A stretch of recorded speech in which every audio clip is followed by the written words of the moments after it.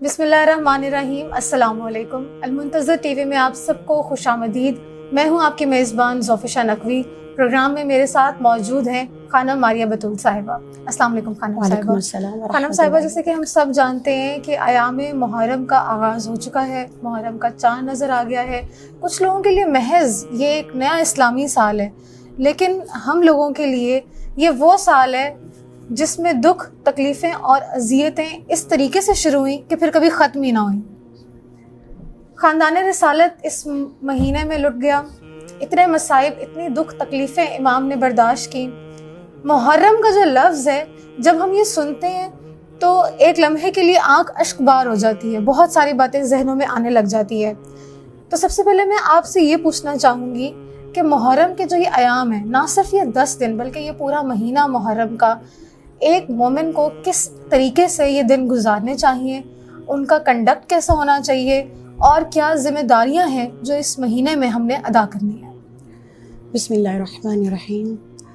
پہلی بات تو یہ بتاتی جاؤں کہ محرم کا جو مہینہ ہے، اس میں اہل بیت علیہ السلام کی بہت قربانیاں ہیں۔ بے شک، اس قدر قربانی ہے کہ آج انہی امام حسین علیہ السلام کی قربانیاں اور ان کے کنبے کی قربانی کی وجہ سے آج ہم محفوظ ہیں، یہ شریعت نافذ ہے، یا ہماری چادر محفوظ ہے، یا آج رشتوں میں پہچان محفوظ ہے، یا ان کے درمیان میں عزت محفوظ ہے، تو صرف اور صرف امام حسین علیہ السلام اور ان کے کنبے کی قربانی کی وجہ سے۔ جی، تو محرم کے ایام جب شروع ہو جائیں، ان ایام میں سب سے پہلی بات تو یہ ہے کہ اپنے آپ کو ایک، ویسے تو پوری زندگی ہی ایسے ہی گزارنی چاہیے، شریعت کے مطابق انسان کو گناہوں سے بچنا چاہیے، گناہوں سے پاک رکھنا چاہیے اپنے آپ کو، آپ کا کردار ایسا ہو کہ پتہ چلے کہ اگر یہ خاتون ہے تو یہ کنیزہ زہرا ہے، جی، کہ اگر وہ مرد ہے تو وہ پتہ چلے کہ وقت کے امام زمانہ علیہ السلام کا یہ سپاہی ہے، ان کی واجبات ادا ہوں، وہ گناہوں سے اپنے آپ کو محفوظ رکھیں۔ لیکن جب فرش عذاب بچھنے لگ جائے، جب یہ محرم کا چاند نظر آ جائے، تو محرم کا چاند نظر آتے ہی اپنے آپ کو خوشیوں سے دور کر دیں۔ جو بھی آپ کے گھر میں جو خوشیاں ہوتی ہیں، کسی کی کوئی سالگرہ منائی جاتی ہے، یا کسی کی شادی یا نکاح، یہ تمام محرم کے ایام میں یہ تمام جو خوشیوں کے کام ہیں یہ ترک کر دینے چاہیے۔ جی، اہل بیت علیہ السلام کے غم کے ساتھ ہمیں غم جو ہے اس کا اظہار کرنا ہے، اور غم کے ساتھ ہی ہمیں غم دکھانا ہے، غم میں شامل ہونا ہے، ان کی خوشی میں خوش ہونا ہے، اور ان کے غم میں ہم نے شریک ہونا ہے۔ ان ایام میں ہمیں لذیذ کھانے کچھ عرصے کے لیے چھوڑ دینے چاہیے، لذیذ کھانے چھوڑ دیں، اپنی اولادوں کو کہیں کہ آپ نے جو پہلے زندگی میں جو اتنا وہ ٹی وی دیکھنا، ڈرامے دیکھنا، یہ جو چیزیں ہوتی ہیں ان کو ترک کر دیں، تاکہ آپ کے اندر جو ایک معرفت آ جائے فرش اعضاء کی، آپ کے اندر محرم کی، کہ پتہ چلے تمہارے گھر کے رہن سہن سے، کہ اگر کوئی آ جائے آپ سے ملاقات کر لے، یا آپ کے گھر میں کوئی مہمان آ جائے، اس کو پتہ چلے ان کا واقعی بہت بڑا جو ہے یہاں پر سوگ کی کیفیت، کہ ان کو پتہ چلے کہ ان کا بہت بڑا کوئی نقصان ہوا ہے۔ آپ کے کالے کپڑوں سے ہی پتہ چلے، دیکھیے کالا کپڑا جو ہے ایک سوگ کی پہچان ہے، آپ کے کالے کپڑوں سے پتہ چلے۔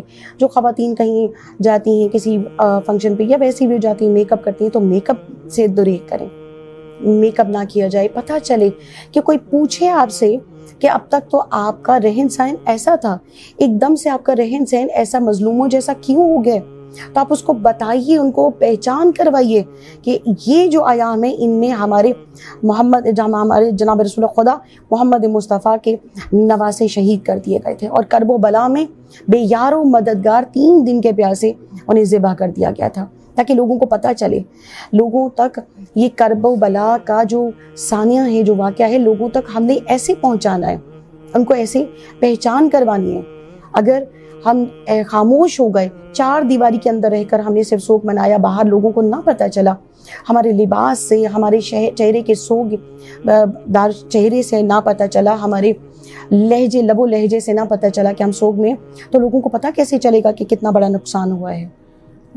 ہم نے اپنے عمل سے، اپنے کردار سے بتانا ہے کہ آج محمد مصطفیٰ جناب رسول خدا کے نواسے کو جو ہے اس طرح سے بے یار و مددگار، ان کو پیاسا جو ہے وہ شہید کر دیا گیا ہے، جو بے وطن تھے، اور صرف پیاسا شہید نہیں کیا گیا، ان کی شہادت کے بعد ان کی بہو بیٹیوں کو، ان کی بہنوں کو اسیر کر دیا گیا، پانی مانگنے پر ان کو تماچے بے پردہ کر دیا گیا، ان کی اولاد، ان کو بیٹی کو تماچے مارے گئے پانی مانگنے پر، اپنے بابا کا سر مانگنے پر، تو یہ کوئی چھوٹا ثانیہ نہیں ہے، یہ کائنات کا سب سے بڑا ثانیہ ہے، سب سے بڑا ظلم ہے جو کرب و بلا میں ہوا تھا۔ بے شک۔ خانم صاحبہ، یہ جو ایام عزا ہیں، عزاداری کے جو ایام جن کو ہم کہتے ہیں، محرم کا مہینہ، سفر کا مہینہ، آخر ان کی اہمیت کیا ہے؟ کتنا ثواب ہے عزاداری کا اور کیا ثواب ملتا ہے باقی نیکیوں کا؟ بسم اللہ الرحمن الرحیم۔ فرش عزا یعنی مجلس حسین کو برپا کرنے کی بہت فضیلت ہے۔ پہلے میں آپ کو ایک واقعہ سناتی ہوں میرے چھٹے امام جعفر صادق علیہ السلام کا۔ ایک اپنے گھر میں امام جعفر صادق علیہ السلام نے مجلس حسین برپا کی ہوئی تھی۔ ایک شخص آیا، مجلس سننے کے بعد جب وہ وہاں سے اٹھنے لگا تو وہ کہنے لگا کہ اے فرزند رسول، میرا دل چاہتا ہے کہ میں بھی اپنے گھر میں مجلس حسین برپا کراؤں۔ اس قدر مجھے سکون میسر ہوا ہے، اس قدر مجھے یہاں پر انسیت محسوس ہوئی ہے کہ میرا دل چاہ رہا ہے کہ میں بھی اپنے گھر میں ایک ذاکر حسین کو بلاؤں، اپنے گھر میں مجلس حسین رکھوں۔ چھٹے امام نے فوراً کہا کہ لازمی اپنے گھر میں مجلس حسین رکھو۔ ایک مجلس حسین کروانے کا کم سے کم رتبہ، کم سے کم ثواب یہ ہے کہ جنت میں اس کا مقام ہمارے جد امجد جناب رسول خدا کے برابر ہوگا۔ سبحان اللہ۔ وہ حیران ہوا، اس نے کہا اے میرے امام، اے فرزند رسول، ایک مجلس کروانے کا اس قدر بلند رتبہ؟ معصوم نے فرمایا تم ایک مجلس حسین کو کیا سمجھتے ہو؟ ایک مجلس حسین کا مطلب ہے تم نے ذکر حسین کو دوبارہ زندہ کر دیا۔ تو اس قدر اجر و ثواب ہے مجلس حسین کا، فرش عزا بچھانے کا۔